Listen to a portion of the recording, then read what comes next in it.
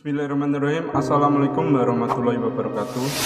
Pemirsa yang dirahmati Allah, marilah kita simak ceramah dari Ustadz Abdul Somad yang berisi nasihat-nasihat yang harus kita renungi bersama. Sebelumnya marilah kita bersolawat terlebih dahulu. Allahumma sholli ala Sayyidina Muhammad wa ala ali Sayyidina Muhammad. Selamat menyaksikan. Sebagian orang berpikir kalau dia sudah sholat, dia sudah taubat, dia sudah berzakat, dia sudah berzikir, maka hidupnya akan tenang, hidupnya akan senang, hidupnya akan kenyang, karena dia sudah dekat dengan Allah. Tapi kemudian setelah dia berhijrah, bertaubat, zikir dan sholat, ternyata rezekinya tidak lancar. Lalu kemudian hidupnya penuh dengan kesulitan dan kesusahan. Muncul bertanya-tanya dalam hatinya, mana keadilan Tuhan? Tidak sedikit manusia modern yang awalnya buat dosa maksiat lalu kemudian bertaubat, kembali lagi, bahkan menjadi na'udzubillah, menjadi lebih jahat dari sebelumnya. Ini semua berawal dari salah berpikir. Orang yang salah berpikir nanti dia akan salah bicara. Setelah itu dia akan salah berbuat, salah bertindak, salah beramal. Maka dalam Islam kita diajarkan untuk benar dalam berpikir. Kalau kita sudah hijrah, sudah taubat, sudah sholat, sudah zikir, sudah zakat, bukan berarti ujian tidak datang menerpa hidup kita. Faksusil qasoso, sebutkanlah kisah-kisah para nabi itu. Sebutkanlah satu di antara nabi yang tidak ada ujiannya. Cerita tentang penyakit, tidak ada penyakit yang lebih dahsyat daripada penyakit yang dialami oleh Nabi Ayyub alaihissalam. Bercerita tentang ditolak jamaah, tidak ada nabi yang paling mengerikan ditolak oleh umatnya melebihi Nabi Nuh alaihissalam. Nabi Yunus juga demikian, sampai masuk ke dalam laut mereka campakkan dari atas bahtera, tenggelam dalam 3 kegelapan, gelap malam, gelap laut, dan gelap perut ikan. Bercerita tentang kesusahan dan kesulitan, diusir dari kampung halaman, dimusuhi oleh paman kandung, mereka lempar pakai batu, berdarah pelipisnya, retak giginya. Tidak ada yang lebih hebat daripada ujian Sayyidina wa Maulana Muhammad sallallahu alaihi wasallam. Jadi kalau ada orang berpikir kalau kita sudah soleh, sudah baik, hidup ini tidak ada ujiannya, dia sudah salah berpikir. Sholatnya benar, zakatnya benar, puasanya benar, berpikirnya salah. Kesalahan berpikir itu membuat orang akan berhenti sholat. Tetangga saya yang tidak sholat, tidak pernah ke masjid, badannya sehat, rezekinya lancar, semua berawal dari kesalahan berpikir. Hidup ini adalah ujian. Ujian itu tidak hanya penyakit, ujian tidak hanya kemiskinan. Bahkan dalam Quran dikatakan wa balawnahum bil hasanat, kami uji mereka dengan yang enak-enak. Jabatan adalah ujian. Di antara yang diuji dengan jabatan adalah Nabi Daud alaihissalam. Harta adalah ujian. Di antara nabi yang diuji dengan harta adalah Nabi Sulaiman alaihissalam. Kebagusan paras rupa yang ganteng juga adalah ujian. Di antara nabi yang diuji dengan paras rupa yang ganteng itu adalah Nabi Yusuf alaihissalam. Jadi ujian itu ada kalanya datang dalam bentuk kenikmatan, tapi ada juga ujian itu dalam penyakit, kemiskinan, kesusahan, kemelaratan. Maka kalau kita pahami dengan baik, semuanya adalah ujian. Yang lulus siapa? Yang lulus adalah orang kaya yang bisa menggunakan hartanya untuk menolong agama Allah. Yang lulus adalah orang yang punya kuasa, tapi sehari dipakai untuk berpuasa, sehari dipakai untuk makan. Itulah dia Nabi Daud. Ahabbus shaumi ilallah shaumi Daud. Puasa yang paling disukai Allah, puasa Nabi Daud. Mengapa demikian? Walaupun dia berkuasa, tapi harinya dia bagi. Yasumu yauman, sehari dia berpuasa. Wa yuftiru yauman, sehari dia makan. Sehari dia pakai untuk mengingat Allah, sehari dia pakai untuk mengatur rakyatnya, dan mengatur rakyat itu juga dapat pahala dari Allah subhanahu wa ta'ala. Jadi kalau kita berpahaman, berpikiran benar, insya Allah apapun yang datang kepada kita, kita anggap sebagai ujian. Datang senang, ujian. Datang susah, ujian. Datang harta, ujian. Datang miskin juga ujian. Orang yang berharta lulus ketika harta itu tidak sampai ke dalam hatinya, hanya sampai di tapak tangannya. Dia hanya menerima, setelah itu dia kasih kembali. Terima kasih. Dia bangunkan ke pesantren, dia bangunkan ke masjid, maka dia lulus ujian harta. Orang yang miskin bagaimana lulus ujiannya? Dia bersabar, tapi dia tetap berusaha, berikhtiar. Ahlus sunnah wal jamaah tidak membiarkan diri dalam kemelaratan. Innallaha la yughayyiru ma biqaumin hatta yughayyiru ma bi anfusihim. Allah tidak merubah suatu kaum sampai mereka berusaha untuk merubah diri mereka sendiri. Gunakan potensi yang ada pada diri, jalin silaturahim, buka usaha. Tetap tidak datang keuntungan, berarti sudah ditakdirkan Allah untuk bersabar. Orang kaya bersyukur, balasannya la in syakartum la azidannakum. Kau bersyukur, ku tambah nikmat. Orang miskin bersabar, balasannya innama yuwaffas sabiruna ajrahum bighairi hisab. Orang yang sabar diberikan balasan bighairi hisab, tanpa ada yang bisa menghitungnya. Hanya Allah saja yang tahu hitungannya. Balasannya a'dadtu li'ibadiyas shalihin. Kusiapkan balasan untuk hamba-hambaku yang soleh.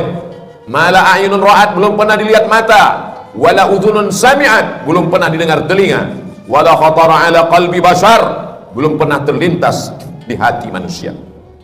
Kalau sudah benar pemahaman kita bahwa nabi-nabi, rasul-rasul yang dekat dengan Allah pun diuji dengan penyakit, diuji dengan musibah, diuji dengan berbagai macam ujian, dan ada di antara mereka yang diuji dengan kekuasaan, dengan harta, dengan paras rupa. Ada di antara mereka yang diuji dengan kesakitan, kemelaratan, terusir dari kaumnya. Fahamlah kita bahwa kalau kita sholat, kita bisa kaya, kita juga bisa susah. Kalau kita sudah hijrah, sudah taubat, kita bisa sehat, kita pun juga bisa sakit. Sehingga kalau sudah hijrah, sudah taubat, datang penyakit silih berganti, datang ujian, bisnisnya jatuh, sholatnya tidak berhenti, dia tidak merajuk, tidak ngambek, tidak marah kepada Allah, karena dia tahu Allah menguji aku. Liyabluwani, Allah sedang menguji aku. Aashkur, apakah aku bersyukur, am akfur, atau aku menjadi kufur kepada Allah subhanahu wa ta'ala. Semua berawal dari kesalahan berfikir. Afala tatafakkarun, kenapa kamu tidak berfikir? Afala ta'qilun, kenapa tidak menggunakan akal pikiran? Tidak ada yang sulit bagi Allah subhanahu wa ta'ala. Allah maha kuasa, fa'alul lima yurid. Dia berbuat sesuai kehendaknya, bukan kehendak atasannya. Dia tidak punya atasan. Wa huwa ala kulli syai'in qadir. Dia maha kuasa atas segala sesuatu. Tidak ada yang menguasainya. Tidak ada yang perlu membutuhkan proses waktu bagi Allah. Innama amruhu idza arada syai'an ay yaqula lahu kun fayakun. Maka ketika Nabi Ayyub alaihissalam makin parah penyakitnya, dia tidak mengeluh kepada Allah. Dia tidak mengatakan aku ini nabi, kenapa aku bisa sakit? Dia hanya berkata, Rabbi anni massaniyad durru wa anta arhamur rahimin. Rabbi, ya Allah, anni, aku, massaniyad durru, aku kena penyakit, wa anta arhamur rahimin, engkau maha penyayang di antara yang sayang. Kalau kita teliti satu persatu doa Nabi Ayyub itu, tidak ada dia minta sembuh. Rabbi, ya Allah, anni, sesungguhnya aku, massaniyad durru, aku kena penyakit, wa anta arhamur rahimin, engkau maha penyayang di antara yang sayang. Lalu di mana kita yang meneteskan air mata hanya karena sesuatu yang belum ada apa-apanya dibandingkan Nabi Ayyub alaihissalam? Anaknya meninggal, kebunnya kering kerontang, hujan tidak turun, binatang ternaknya mati semua, malang tak dapat ditolak, untung tak dapat diraih, penyakit datang silih berganti. Imannya tidak berubah, dia malu meminta kepada Allah subhanahu wa ta'ala. Begitu juga ketika Nabi Yunus alaihissalam masuk ke dalam perut ikan, dia tidak ada mengeluh, dia tidak ada meminta kepada Allah, dia hanya berkata la ilaha illa anta subhanak inni kuntu minadh dhalimin. Sekarang kita teliti satu-satu perkata doanya itu. La ilaha, tiada Tuhan, illa anta, melainkan engkau, subhanak, maha suci engkau, inni, sesungguhnya aku, kuntu minadh dhalimin, aku termasuk orang yang zalim. Tidak ada dia minta keluarkan aku dari perut ikan ini, ya Allah. Aku ini nabi, kenapa aku terusir dari kampungku? Mengapa aku ketika diundi di antara para penumpang kapal, kenapa namaku yang keluar sehingga aku yang terbuang? Kenapa aku ditelan ikan? Tidak ada. Dia hanya berkata, la ilaha illa anta subhanak inni kuntu minadh dhalimin. Mereka adalah orang-orang yang sudah putus hakikat tauhidnya. Bagi mereka diikuti umat dengan tidak diikuti sama saja. Antara senang dengan lapar sama, karena yang memberikan kenyang juga dia, yang memberikan lapar juga dia. Hari ini begitu banyak orang yang berkata alhamdulillah ketika kenyang, lupa kepada Allah saat lapar. Atau ada juga terjadi sebaliknya, waktu lapar ingat Allah, setelah kenyang lupa kepada Allah. Yang kau minta saat kau susah, dia juga yang kau minta saat kau lapar. Yang kau minta saat kau senang, dia juga yang kau sembah saat kau susah. Allah, qul huwallah, dialah Allah. Tidak ada Tuhan baik, tidak ada Tuhan jahat. Seperti mereka yang mengatakan ada Tuhan yang baik, ada Tuhan yang jahat. Banyak sekali Tuhan-Tuhan yang disembah. Dalam Islam kita hanya meyakini la ilaha illallah, dialah yang maha baik. Kalau ada sesuatu yang tidak menyenangkan kita datang menimpa kita, menurut kita itu tidak baik, tapi menurut Allah itu baik. Hubungan kita dengan Allah dibangun dengan dua cara. Yang pertama husnuzan, kita sudah berusaha all out, mengerahkan segenap potensi diri, terjadi tidak sesuai dengan yang diinginkan, kita hanya mampu berhusnuzan kepada Allah. Berarti Allah punya rencana yang lebih baik, yang lebih indah daripada rencana kita. Puncak daripada hubungan pada Allah adalah ridha. Makanya sebelum matahari terbit, di awal hari kita sudah mengatakan raditu billahi rabba, aku ridha kepada Engkau ya Allah. Apapun yang Kau berikan kepadaku, aku ridha. Kau berikan sehat, aku ridha. Kau berikan sakit, aku pun ridha. Tapi tetap berusaha berobat. Kau berikan aku kaya, aku ridha. Kau berikan susah, aku tetap juga ridha. Namun tetap berusaha, berikhtiar, membuka segala usaha. Orang yang masuk ke dalam surga itu nanti ditanya Allah, ya ahlal jannah, hai penghuni surga, kamu sudah mendapatkan semua balasan, mau apa lagi?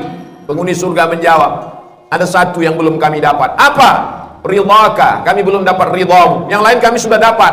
Kata Allah, yang dapat ridhaku cuma satu, orang yang ridha menerima takdir.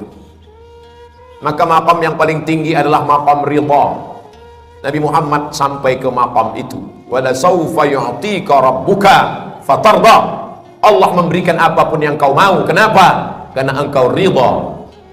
Man lam yarda biqada'i, siapa yang tidak ridha menerima takdirku, walam yasbir bibalai, tidak sabar menerima ujianku, falyatlub rabban siwaya, carilah Tuhan selain aku. Syirik, kafir, murtad, na'udzubillah wal iyazubillah.